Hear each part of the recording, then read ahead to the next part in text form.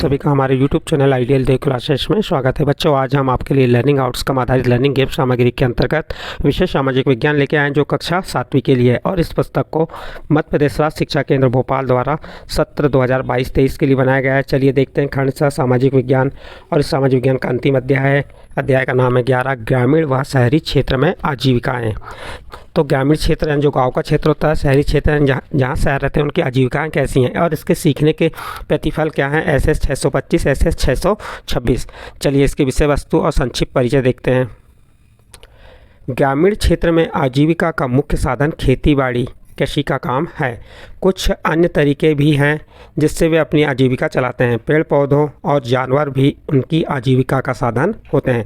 सभी के पास आजीविका के समान अवसर उपलब्ध नहीं होते जिससे कि उनकी आजीविका अच्छे से चल सके। गांव में जब लोगों के साल भर काम नहीं मिलता तो लोग शहरों में आ जाते हैं। शहर में आजीविका चलाने के लिए बहुत से साधन उपलब्ध होते हैं, जैसे फैक्ट्री, मिल, बड़ी बड़ी दुकानें, शोरूम, बाज़ार आदि में लोगों को काम मिल जाता है। कई लोग स्वरोजगार करते हैं, कुछ लोग सरकारी नौकरी करते हैं। सरकारी नौकरी करने वालों को अन्य सुविधाएं भी प्राप्त होती हैं। कुछ कंपनियां और फर्म अपने यहाँ काम करने वाले लोगों को निरंतर काम देती है, एवं कुछ कंपनियां निश्चित समय के लिए मजदूर रखते हैं। काम पूरा होने के बाद उन्हें निकाल देते हैं। ग्रामीण क्षेत्र में आजीविका की अपेक्षा शहरी क्षेत्र में आजीविका के साधन अधिक होने के कारण लोग रोजगार के उद्देश्य से शहरों में आ जाते हैं। इसलिए शहरों में अधिक भीड़भाड़ होती है। शहरों में शिक्षा एवं स्वास्थ्य की भी अच्छी व्यवस्थाएं होती हैं, इसलिए लोग गांव से शहर इलाज कराने भी आते हैं। उच्च शिक्षा प्राप्त करके शासकीय नौकरियां प्राप्त कर अनेक व्यक्ति शहर में ही बस जाते हैं। ग्रामीण क्षेत्र की आजीविका और शहरी क्षेत्र की आजीविका में अपने अपने स्तर पर लोगों को रोजगार के अनेक अवसर देती है। अभ्यास हेतु वर्कशीट। अब देखिए, दिए गए चित्र को ध्यान से देखिए। आपको ये चित्र दिख रहा है, इसको ध्यान से देखना है और निम्न प्रश्नों के उत्तर देना है। देखिए, यहाँ पे ये एक नदी है या तालाब, जो भी, इसमें मछुआरे क्या कर रहे हैं, नाव में मछली मारने का काम कर रहे हैं। यहाँ पे एक दुकान लगी है, ठेलिया वाले की है। यहाँ पे देखिए ये साइकिल सुधार रहा है। इस प्रकार से यहाँ पे जो आपको दिखाई दे रहे हैं, इनके बारे में नीचे कुछ प्रश्न पूछे गए, उनके उत्तर आपको देना है। चलिए देखते हैं क्या दिया है। चित्र में लोग कई तरह के काम कर रहे हैं, उनके कामों की सूची बनाइए। तो आप चित्र को देख के जो काम कर रहे हैं उसकी सूची यहाँ बना के लिख सकते हैं, जैसे दुकानदारी, नाव चलाना, खेती करना, मजदूरी, ठेला चलाना, साइकिल सुधारना, मछली पकड़ना, सिंचाई करना इत्यादि। इस प्रकार से प्रश्न एक यहाँ कंप्लीट होता है। इसका प्रश्न क्रमांक 2 देखिए, खेती से जुड़े कार्यों की सूची बनाई। खेती से जुड़े कार्य क्या होते हैं, जैसे जुताई, पशुपालन, बोआई, सिंचाई, निंदाई, फसल कटाई, दवाई छिड़काव, थ्रेसिंग आदि। ये किससे खेती से जुड़े कार्य हैं। नेक्स्ट प्रश्न तीसरा देखते हैं। खेती के अलावा लोग अन्य काम भी करते हैं, उनके काम के बारे में लिखिए।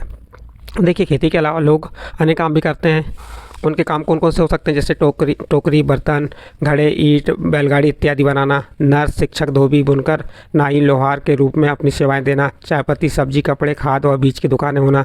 ये खेती के अलावा और अन्य काम हैं जिससे लोग अपनी आजीविका पूरी करते हैं या आजीविका चलाते हैं। नेक्स्ट चौथा प्रश्न देखिए, खेतों में काम करने वाले मजदूरों को क्या साल भर काम मिलता है, यदि हाँ तो क्या काम मिलता है, यदि नहीं तो क्यों काम नहीं मिलता, लिखिए।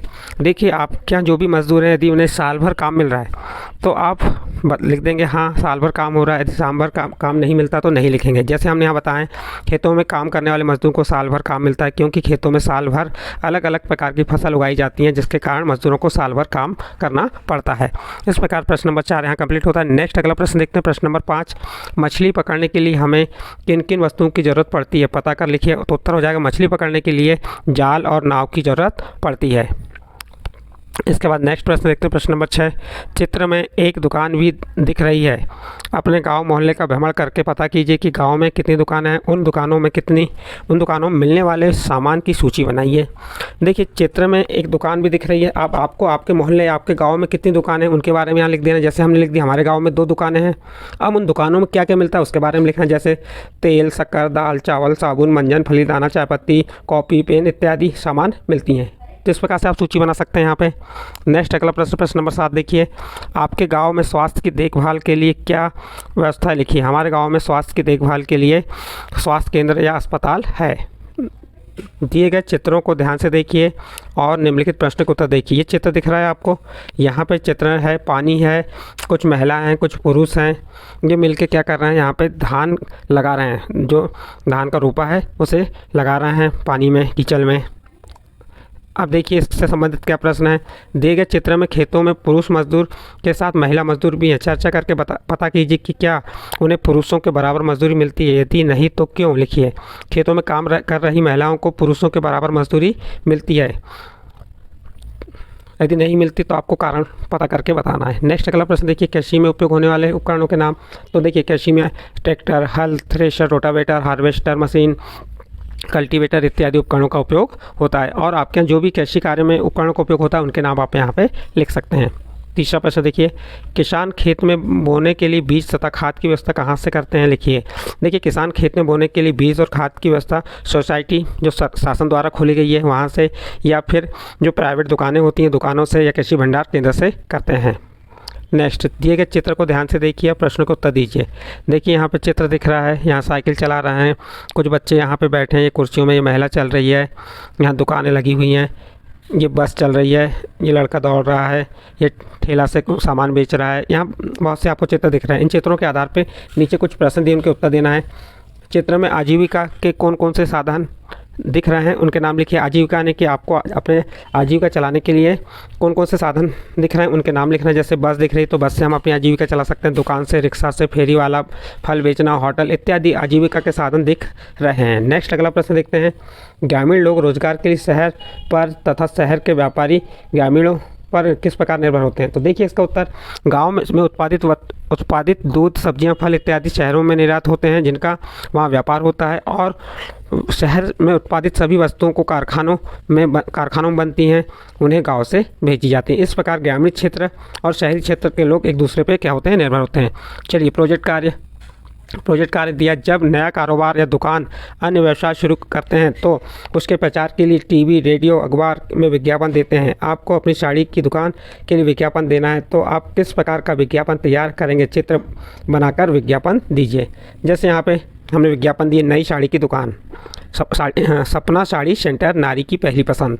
ये विज्ञापन में लिख दिया हमने, क्या लिख दी ऊपर, नई साड़ियों की दुकान, सपना साड़ी सेंटर, नारी की पहली पसंद। फिर यहाँ पे क्या है, हमारी दुकान में सभी डिजाइनों में की साड़ियाँ मिलती हैं, सभी रंगों की साड़ियाँ मिलती हैं, उत्तम क्वालिटी की साड़ियाँ मिलती हैं, सभी रेंज में, कम से लेकर अधिक तक सभी रेंज की साड़ियाँ मिलती हैं, हर प्रकार की साड़ी उपलब्ध हैं। और आपको दीपावली या दशहरे में 5% की छूट दी जाएगी। इस प्रकार आप यहाँ पे साड़ियों के जो महिला हैं उनके चित्र बना के उनको लाल, पीली, हरी, नीली साड़ी पहना सकते हैं। चलिए आगे चलते हैं। स्व आकलन, अपने आसपास के 5 परिवारों में चर्चा कर लिखिए कि वे कौन कौन से स्वरोजगार करते हैं, उनके नाम लिखिए। जैसे कृषि कार्य करना, मछली पालन, दुग्ध उत्पादन, सब्जी उत्पादन। इस प्रकार से ये 5 परिवारों के नाम लिख देना है। यहाँ पे जो 5 परिवार से चर्चा की उन्हें क्या क्या कार्य करते हैं, उनके कार्यों के बारे में लिखिए। नेक्स्ट अगला प्रश्न देखते हैं, ग्राम से जो परिवार रोजगार की तलाश में शहर जाते हैं उन्हें किस प्रकार की कठिनाइयों का सामना करना पड़ता है। लिखिए देखिए ग्राम से जो परिवार रोजगार की तलाश में शहर जाते हैं उन्हें आवास, भोजन, काम एवं भाषा जैसी कई कठिनाइयों का सामना करना पड़ता है। नेक्स्ट अगला प्रश्न, नेक्स्ट प्रश्न नहीं है। इस प्रकार से यहाँ पे ये पार्ट जो आपका था समाप्त हुआ। पार्ट कौन सा था, ग्रामीण शहरी क्षेत्र में आजीविकाएँ।